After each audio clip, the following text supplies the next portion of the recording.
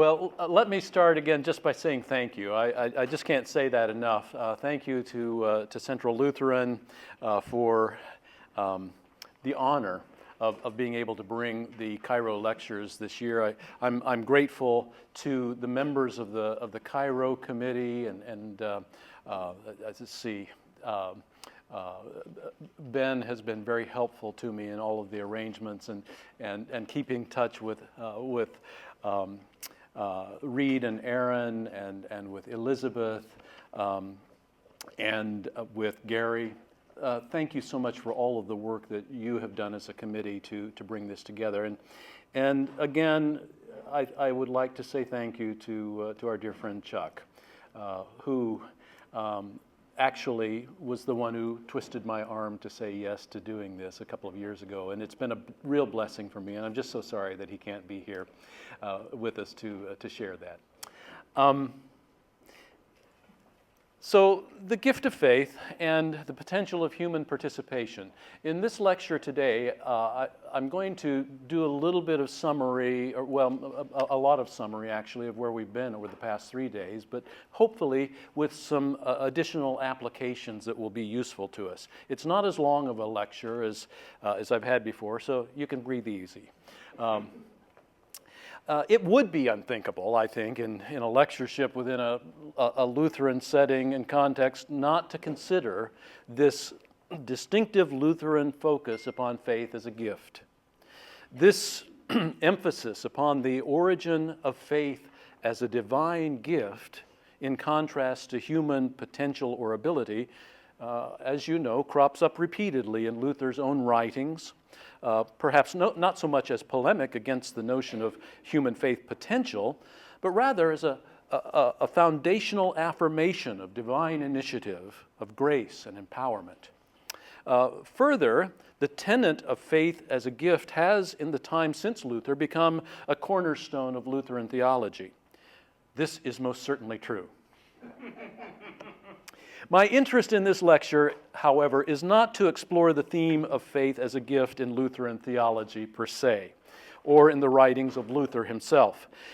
There are experts among us who can do that in a much more informed and systematic fashion than I can, and I'll happily defer to them on that particular topic.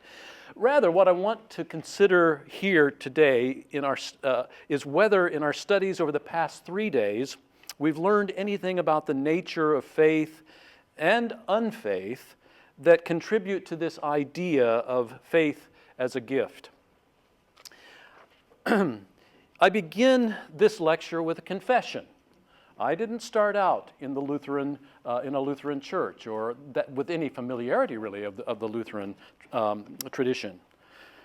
And I, in the company of other Christian thinkers, have often struggled intellectually and ethically with the question of whether faith is strictly a divine gift or not also a given human potential. In this intellectual struggle, thinkers on both sides of the debate generally get mired down with the debate over faith versus works. We raise all sorts of questions. Is there no innate human potential to believe in God? What was the foundational faith of Abraham in Genesis 15:6? Abraham believed God. Was that a matter of divine gift or human performance? What role in faith, if any, does human performance play? How are we to interpret a passage such as James 2:17, faith without works is dead? Does God give dead gifts? How do we interpret faith of the little ones in Matthew chapter 18, verse 6, who according to Jesus seem implicitly, perhaps innately, to believe in Him? Is faith a gift or a given? Or is it possible that we are simply asking the wrong questions and that faith is both a divine gift and a human given? I want to suggest here that the more important question for us is not so much whether faith is a gift, but rather a question of how faith is a gift. How is this gift given, and how is this gift received? From the biblical theology perspective that we considered on Friday evening, the most important thing to say about faith as a gift is quite simply that God is faithful.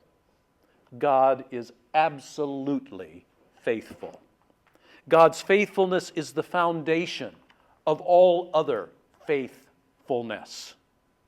The whole point of the creation narrative in Genesis 1 through 3, and arguably throughout the Hebrew Scriptures, is that God not only exists as creator, but also that God personally stands firm in an active, consequent relationship with creation, sustaining, repairing, redeeming. This basic gift of the reality and saving presence of God, of the God who is and the God who is persistently faithful, is the bedrock of all faithfulness and standing firm. This is not an exclusive gift, available to some and withheld from others. The steadfast faithfulness of God is such that He makes His sun rise on the evil and the good, and sends His rain on the righteous and the unrighteous. Matthew chapter 5.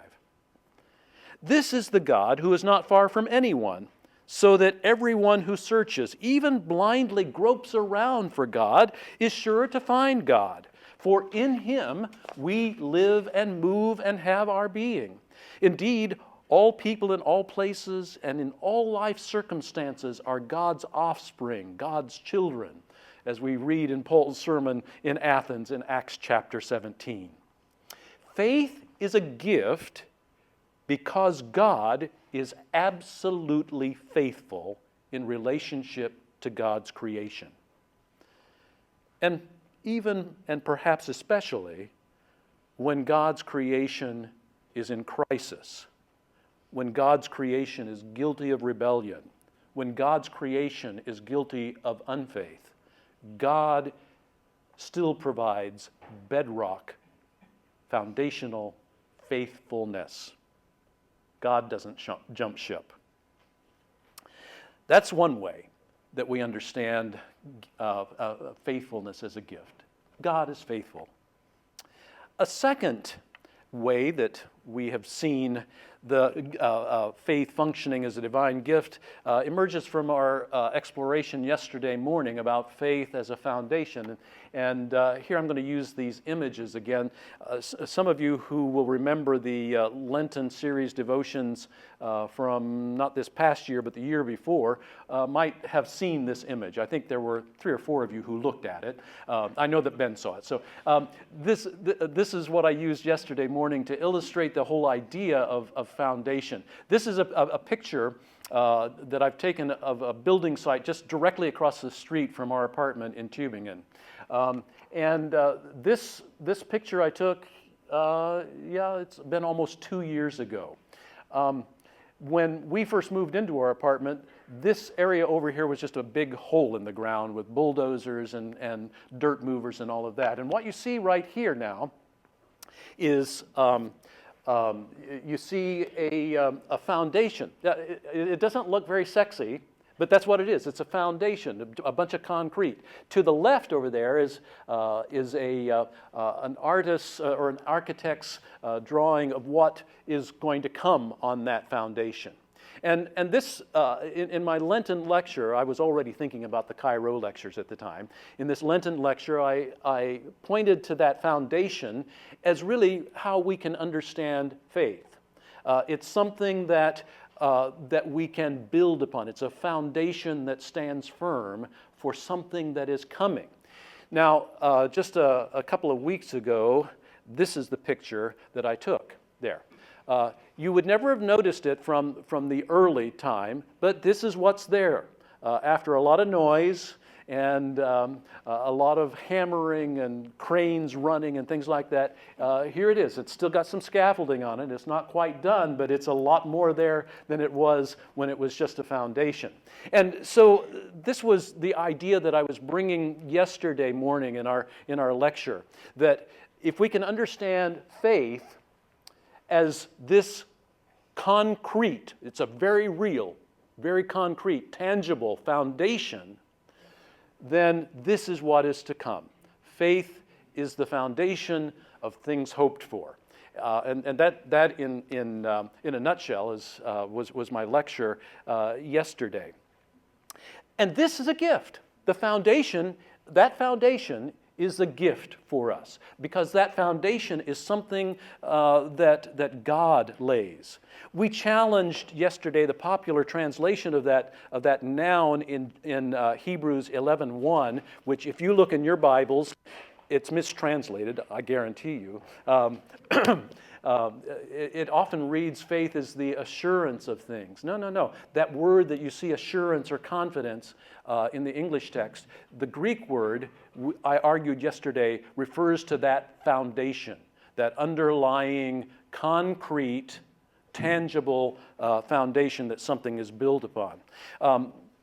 So I challenge the idea of this word as a subjective inner attitude of confidence or assurance, and I challenge the more abstract philosophical interpretation of this noun as a transcendent reality, something abstract.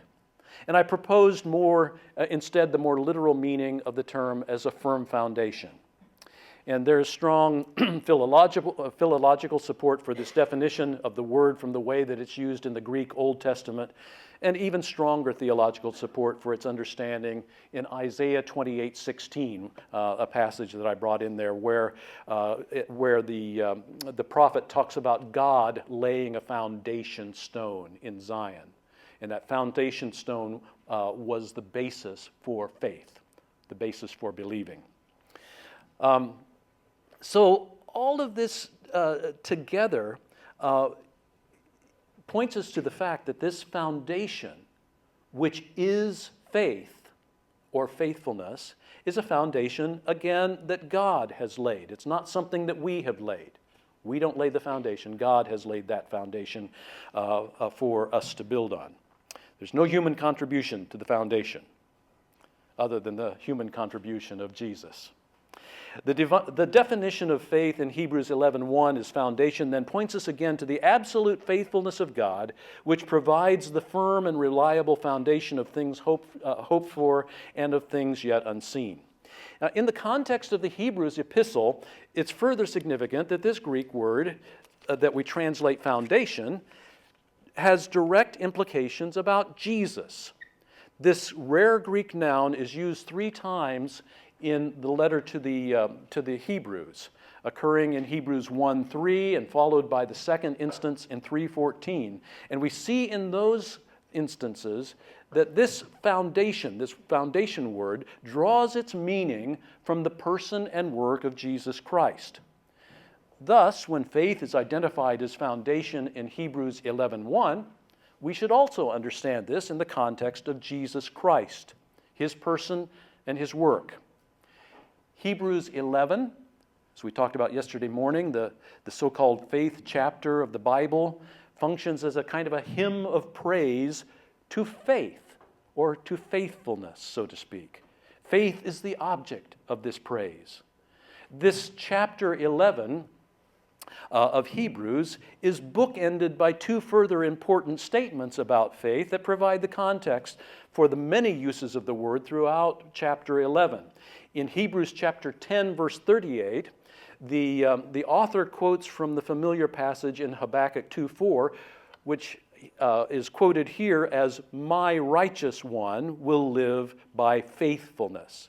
And then Hebrews chapter 12 ends this song of praise to faith with the equally familiar assertion that Jesus is the pioneer and perfecter of faith.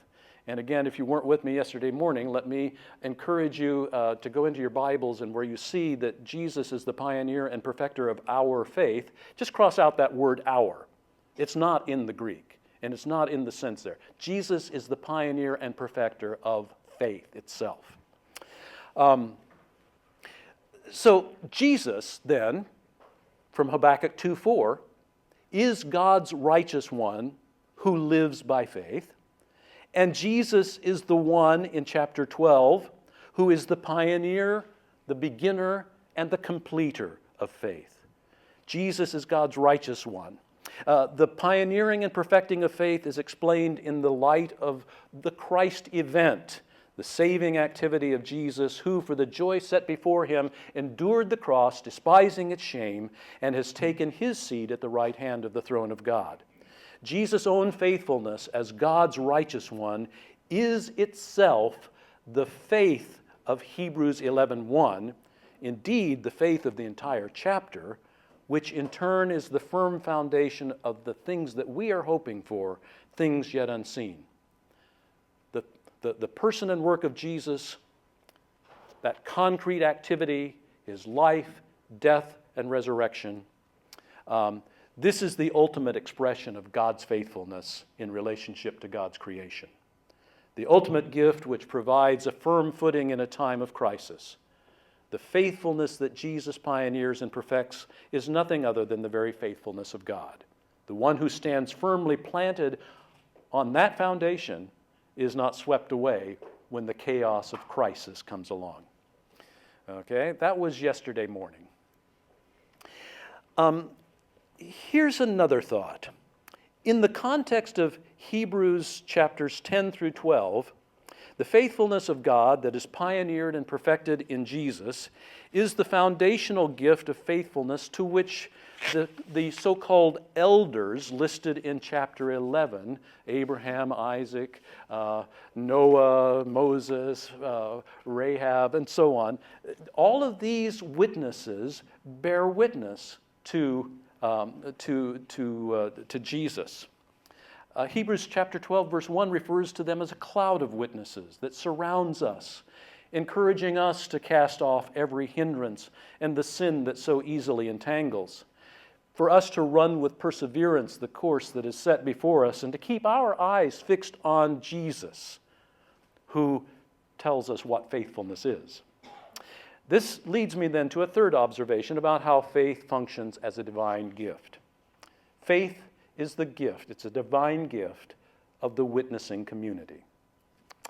It's important here to recall the distinction that we made earlier in looking at this passage, and that is that the focus in chapter 11 of Hebrews is not on the personal faith of any of those individuals you see. By faith Abel, by faith Abraham, by faith Moses, and so on.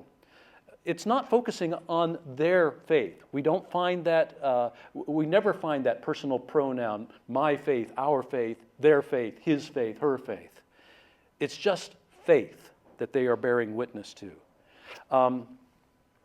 Their own faithfulness is evident in the way they conducted their lives. That's also true. But the emphasis is upon their witness to God's faithfulness.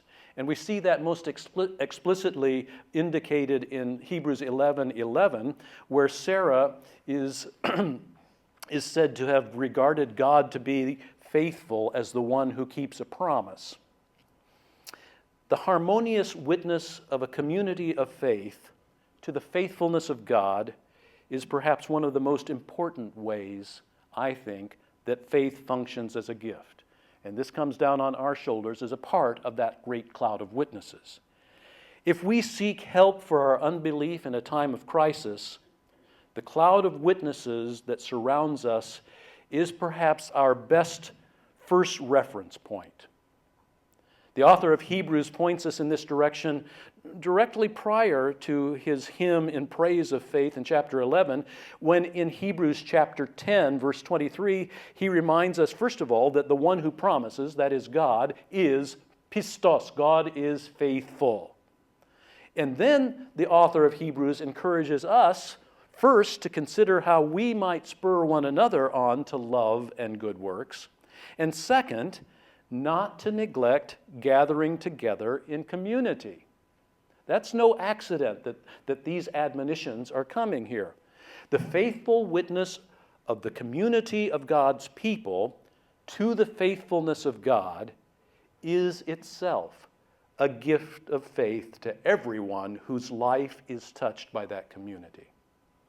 Let me say that again. The faithful witness of the community of God's people to the faithfulness of God is itself a gift of faith to everyone whose lives are touched by that community. When I originally outlined my concept for these lectures, one of the themes that I had noted, and I've still got it noted for possible exploration, had to do with the corporate nature of faith. Though I decided that this would have to be another topic for another time, it merits a brief highlight here, I think. Genuine faithfulness in relationship to God is effectively infectious. Just as God's faithfulness in Jesus Christ is a foundational gift to us, so our faithfulness to God is a gift to others. And we shouldn't take that responsibility lightly. This, I believe, is the thrust of the catalog of witnesses in Hebrews 11. That's their gift to us. They bear witness to God's faithfulness. And that is a gift of faith. We see this elsewhere in the New Testament as well, and that's what I want to explore at one of these days. One of the most obvious instances is the account in Mark chapter 2, verses 1 through 12, of the paralytic whose 4 friends bring him to Jesus for healing. In this passage, with its parallels in Matthew and Luke, it is not the personal faith of this paralytic man that is highlighted, or that Jesus even acknowledges. But instead, it's the corporate faith of those ones who brought him to Jesus. When Jesus saw their faith, he said to the paralytic, "Child, your sins are forgiven." That's pretty powerful. Similarly, but maybe a bit further afield, Paul in 1 Corinthians 7, verses 12 through 16, suggests that the marital faithfulness of a believing brother or sister in the community will have a positive, potentially even a saving effect upon an unbelieving spouse. That's pretty powerful. This mystic healing power of the community derives not from the individual faithfulness of the community's members, but lies rather in the fact that wherever 2 or 3 of us are gathered in Jesus' name, guess what? Jesus is right there in the middle of things. Matthew chapter 18. Faith is a gift that is received and expressed in the communion of witnesses to the faithfulness of God. Just a negative example of this as well, unfaith has the same effect. And I think in particular about the Jesus' townsfolk in Nazareth, when he went to Nazareth and he was amazed at their unfaith. And the result was what? Jesus was unable to do anything for them. The unfaith of a few had a devastating effect upon that little town, just because they did not engage with Jesus, just because of their corporate unfaith. So that's kind of the negative on this. But faith is a gift that is received and expressed in the communion of witnesses to the faithfulness of God. And in my estimation, this is what happens especially and primarily whenever Christians gather around the Lord's table, faithfully proclaiming the gift of God's own faithfulness. This is, I'm going to call it, a work of faith. This has further important implications for the nature and mission of evangelism in the church. But this is indeed another lecture for another time. So for now, let us suffice to say that the one who earnestly seeks help for unbelief, for unfaith, would be well advised to seek that help in the context of a Eucharistic fellowship that focuses its witness upon the rock-solid foundation of God's own faithfulness in Jesus' death and resurrection. This understanding of God's own faithfulness in Christ as a foundation for life and hope provides then an important key to the role of human performance and participation in faith. And maybe this is a new way for us to approach the endless debate on faith and works. The notion of a foundation implies the mutuality of building upon a foundation. Foundation left there is worthless unless it is engaged and built upon. It's wasted and ineffective. Let us recall, for instance, the unfortunate outcome in Jesus' hometown in Nazareth, again in Mark chapter 6. In contrast to the multitude of miracles and healings witnessed in other towns and villages of Galilee, Jesus' presence in his own hometown was mostly ineffectual because the foundation was ignored. It was because of the unfaith of the townspeople. They recognized Jesus not as the foundation for their existence, but rather as the product of their own parochial foundation. And there may be a danger sometimes in communities that want to identify who Jesus is rather than let Jesus identify who they are. It's getting things turned around. That's what the people of Nazareth wanted to do. They wanted to identify Jesus from their own understanding rather than let Jesus identify who they were.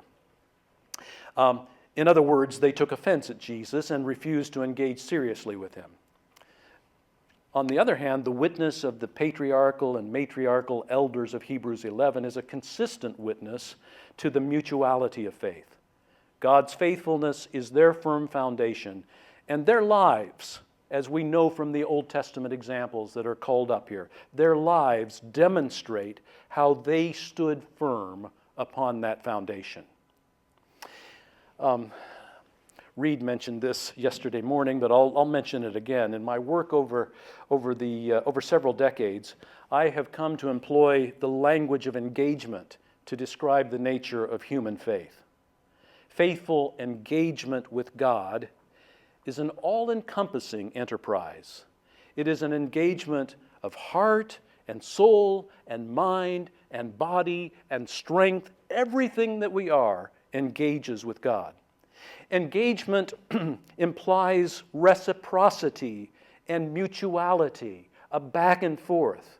Though engagement may be initiated by one party in a relationship, for instance, with the gift of an engagement ring, it may be initiated by one party, but it is never a one-sided enterprise. It's never passive. Now, for those of you who remember what a stick shift is in a car, and if you don't remember, come to Germany and get a rental car. It will be a quick reminder. Think of what it means to engage the clutch of a car. The engagement of a clutch unites the gears with the power of the engine to move the vehicle forwards or backwards. Apart from this engagement, the motor may be humming along perfectly, but the car remains idle. It may not be a perfect analogy, but human faithfulness is a matter of engaging with the faithfulness of God. Faith is never idle or abstract. To engage the gift of faith that God initiates and that Jesus pioneers and perfects is to allow oneself to be set in motion by the impulse of that precious gift. This does not happen without our engagement and our participation. To use the verbiage of the Hebrews author in Hebrews 12:2, this amounts to running with perseverance the course that is set before us, keeping our eyes fixed on Jesus, who himself is the powerhouse in this whole thing, the one who defines what faithful perseverance looks like. There is thus an inherent reciprocity in the phenomenon of human faithfulness. In conceptualizing this divine human mutuality of faithfulness, I find some help again from a couple of German Lutheran theologians and the German vocabulary that they use in this context. The first insight comes from Adolf Schlatter. I've got him up there, yeah. Adolf Schlatter, early 20th century, wrote probably one of the most influential books on faith in the New Testament, Der Glaube im Neuen Testament. And he underscores the concrete nature of faith in a term that he coins as Glaubensbetätigung, faith activity. Or faithful activity, perhaps. Faith activity is another way of expressing the idea of faithfulness. with all of the concrete outworkings that accompany faithfulness in any relationship. It's an engaged relationship.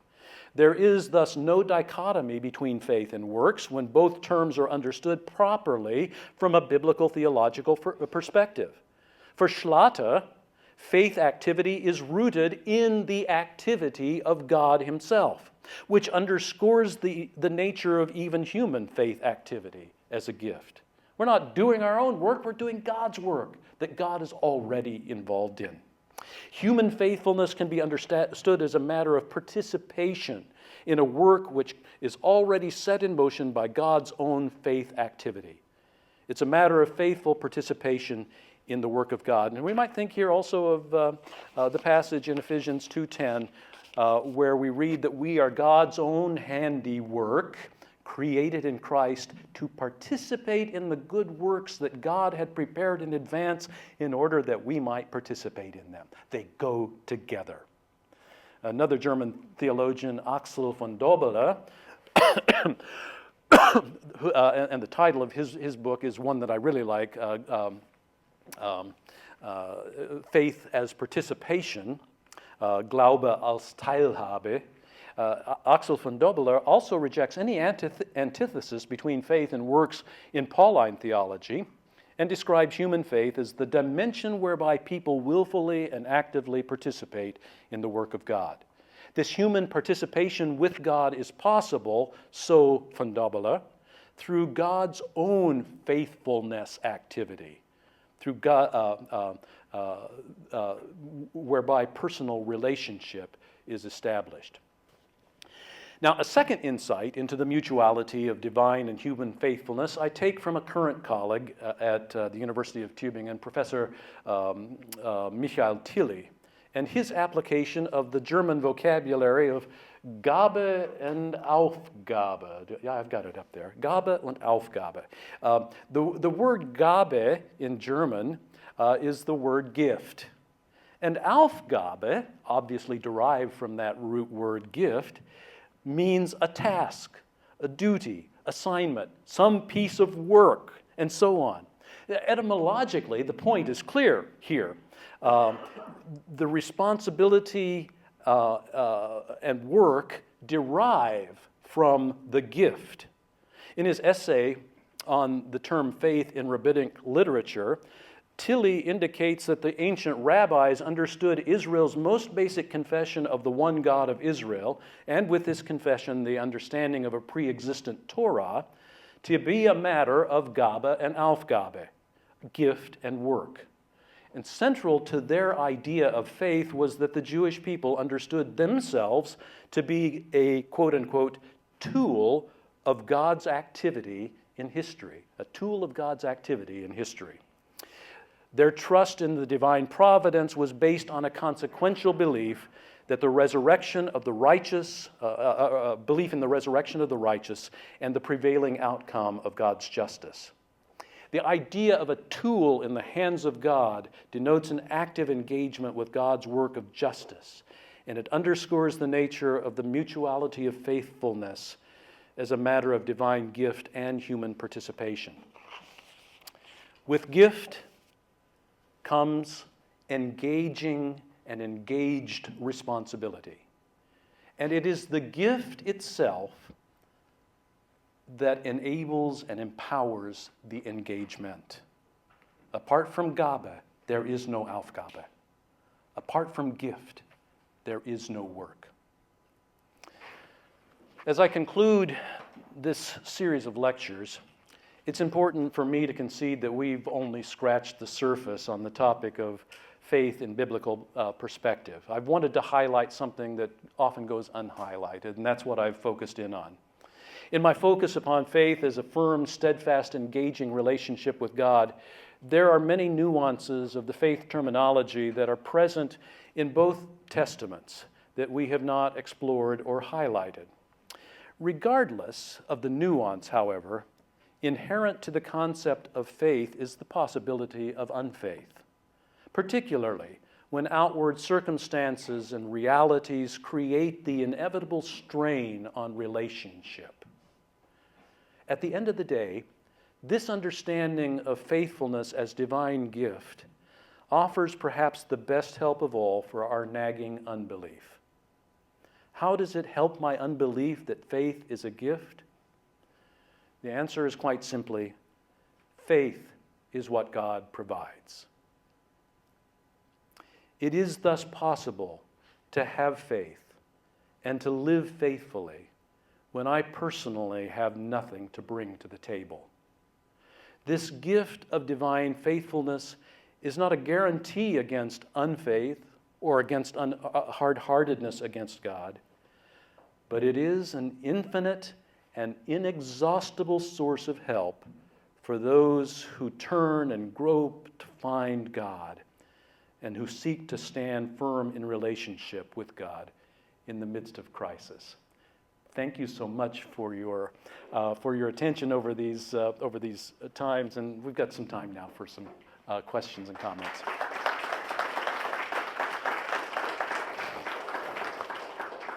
With questions, let me come to you with the microphone, and because I'm holding it, I get to ask the first one. Oh, good.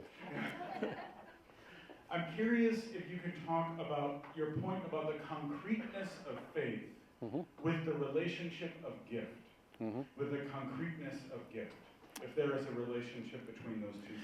Yes, I do believe that those are both very concrete gifts. And I've been defining that concrete foundation in terms of what Jesus has done. The basic Christ event, the death, burial, resurrection. That this in itself is that concrete foundation upon which we build and upon which we stand. That concrete foundation finds itself also in God's faithfulness in Isaiah 28:16, where God says, I'm laying this foundation stone in Zion. God is providing himself as a foundation there.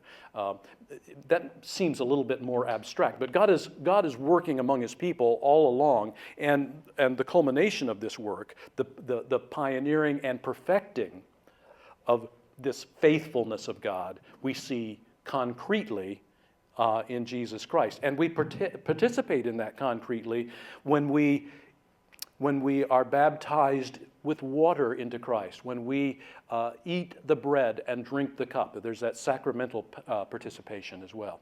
It is very concrete. Other questions?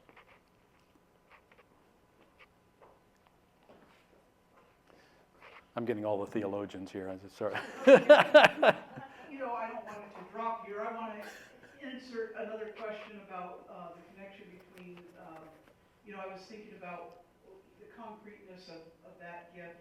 And whenever we do our affirmation of baptism, or even what we ask of the sponsors and the parents when we baptize an infant, is anytime we make a response, it's I do and I ask God to help and guide me. Yes. I'd like to have you speak to that connection between it's not my will but God's will. Yeah. I think that let me say this. From the first when we started attending Central Lutheran, we just fell in love with the liturgy because it is full of theology that just resonated with me, and I've learned from that from that liturgy, and I've learned from that theology, and much of what I presented over the weekend has grown out of the experience that I've had in this congregation as well. So I'm giving back to you a little bit of something that you gave to me, but that particular connection where that is engagement with God. I commit myself, but I need God's help. And that's, I don't know if I'm answering the question that you asked there, but I see that as very much a concrete part of what faithfulness involves. Our faithfulness acknowledges that we need God's help. Did that? Yeah, that's great. Okay. Yeah, that's Yep. perfect. Yeah. Thank you. Dennis, I'm not sure whether a question or a comment, or maybe a question buried in it, but I was struck by the words you had last night about the need to be in community. And without community, there's really, I'm not sure where the gift goes, that there's not community. But it also struck me that being a lay member at Mount Angel, the Desert Fathers and Mothers and those that are hermits have some unique thing going. And Yeah. I'm not sure what it is. I recall that Thomas Merton had really to talk to convince his abbot that he could still be a hermit, still right. Yeah. So it's a whole idea of so much of the Old New Testament and the Old Testament deal with community and people living in community. You can't get beyond community or something. I guess that's the question. Yeah, that's a really good point, Michael. I don't. That's not something I considered. This kind of solitude of a monastic life or the life of a hermitage. I would ask rather tongue in cheek, though. How do we know anything about these hermits?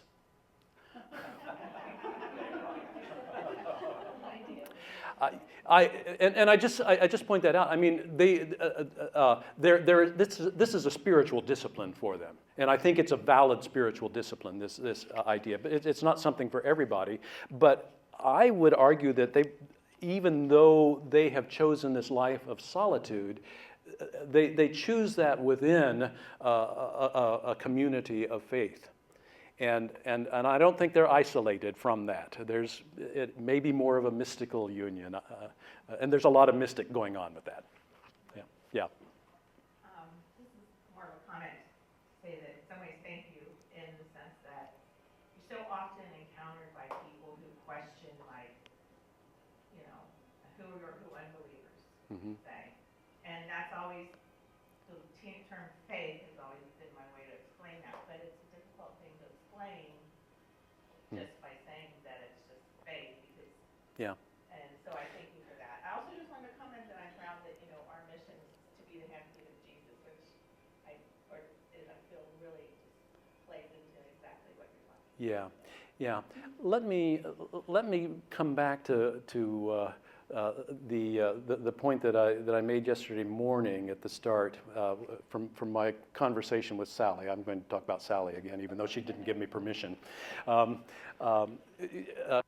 We were talking at the beginning of the lecture yesterday morning before I started, and she had been there on Friday evening and confessed to me that she'd walked away just not really understanding what everything was, and that she'd talked with Pastor Ben about that, but she said that she was just coming back again, and Pastor Ben indicated to her, well, that's what faith is. I think that this is really maybe how best we can explain faith to those who struggle with faith. It's simply a matter of sticking with it, of coming back over and over again. We come back even though we experience great trials. We come back even though sickness hits us or great disappointment or loss or whatever. We keep coming back. And that is a matter of faithfulness.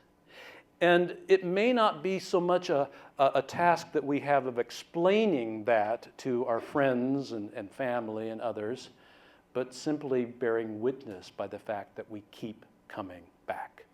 Yeah. Mm-hmm. Couple of questions here.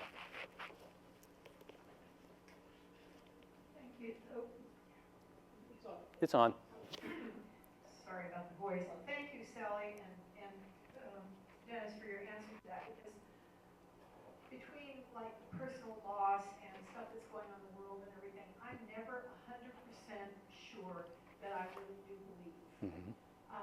But again, I just put one foot in another, in front of another, and hang out here with fellow believers and semi-believers and do the hands and feet things as best I can.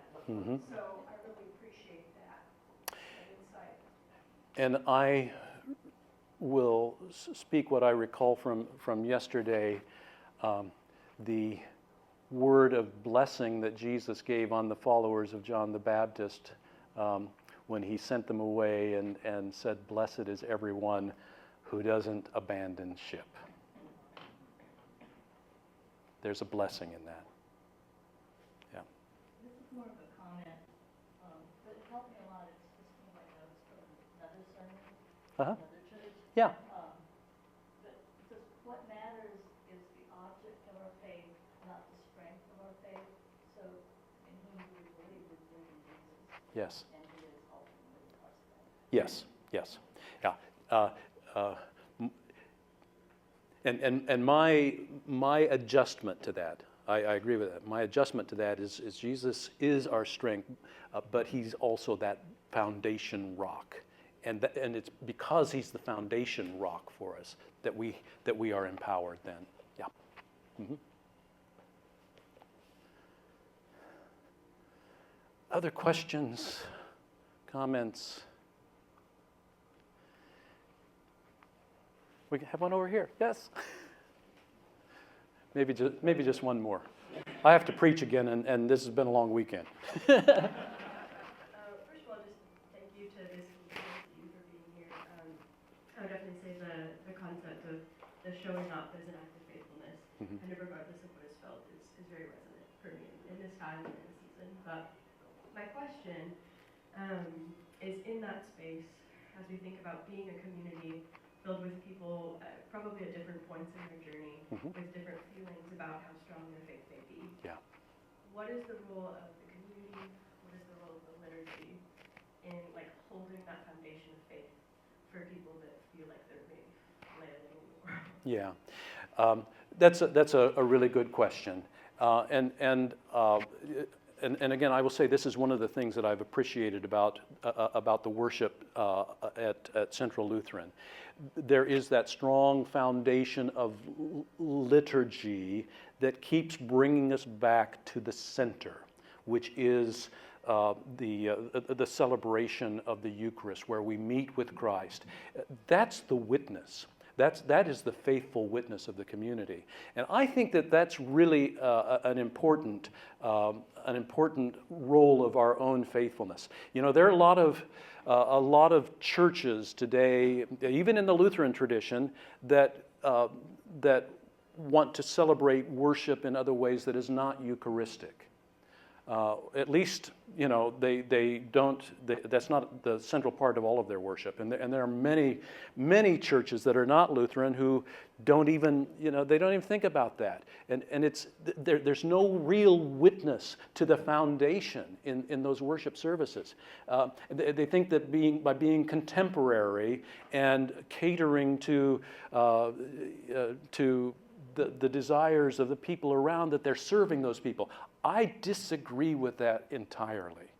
I think we serve the people around us by pointing to that foundation every opportunity we get. Now, that doesn't mean that everybody's going to flock inside our doors, but sometimes they might. And when they do, if we're not faithfully pointing to the foundation, then we have missed we've missed our calling as a community of Christ. That happens in our worship, but it also happens in the way we serve during the week. It's not just a Sunday morning thing. So as the church is sent out to be the hands and feet of Jesus in the world, that's also a bearing witness. And through that witness, people will take notice. That's really what I want to explore in this unwritten lecture on the communal nature of faith. I'm convinced, at least in my initial thoughts, that there's more power there than what we realize, simply by the fact that we remain faithful. Our lives touch how many people's lives? And they may or may not see something in us, but they see us. And if they see us being faithful to Jesus, I don't think that's a word of God that goes unanswered. Yeah. Thank you. Thank you.